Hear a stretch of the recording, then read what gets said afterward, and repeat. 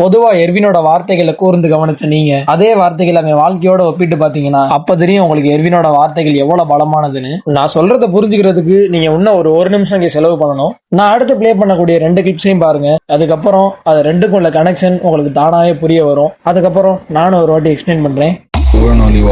அப்படி பண்ணாத, நீ பின்னாடி வருந்த ஆரம்பிச்சிருவ. ஒரு முடிவு எடுத்ததுக்கு அப்புறம் அதை பத்தி வருந்த ஆரம்பிச்சிட்டனா நீ அடுத்து எடுக்க போற ஒவ்வொரு முடிவுகளும் மங்க ஆரம்பிச்சிடும். அப்புறம் முடிவுகளை அடுத்தவங்க எடுக்க வேண்டிய சூழ்நிலைக்கு நீ தள்ளப்படுவ. அதுக்கப்புறம் உனக்கு மிஞ்சி இருக்குதுன்னா சாவு மட்டும்தான். நான் முடிவெடுக்கிறேன். உன் கனவை கைவிட்டு உன் உயிரை கொடு எர்வின். இந்த வீரர்களை நரகத்தை நோக்கி இழுத்துட்டு போ. நான் அந்த பீஸ்ட் டேட்டை வீழ்த்துறேன்.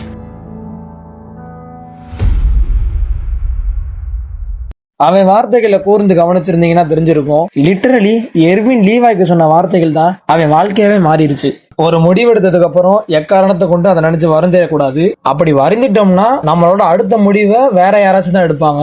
அதுக்கப்புறம் நமக்கு மிஞ்சி இருக்கிறதுலாம் சாவு மட்டும்தான். இங்க என்ன நடந்திருக்கு?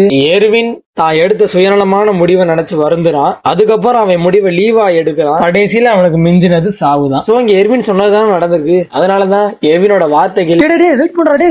ஏன்டா எவ்வளவு பிரம்மாண்டமான கண்டென்ட் இறக்கிருக்கீங்க. அந்த செதுக்கி வச்ச சிற்பத்தை இப்படி ஷார்ட்ஸ்ல பாத்துக்கிட்டு இருக்கு. சினிமேட்டிக் எக்ஸ்பீரியன்ஸோட பிரிண்ட் ஸ்கிரீன்ல பாடுறா. ஸ்நாக்ஸ் எடுத்துட்டு வாடா பாக்கலாம்.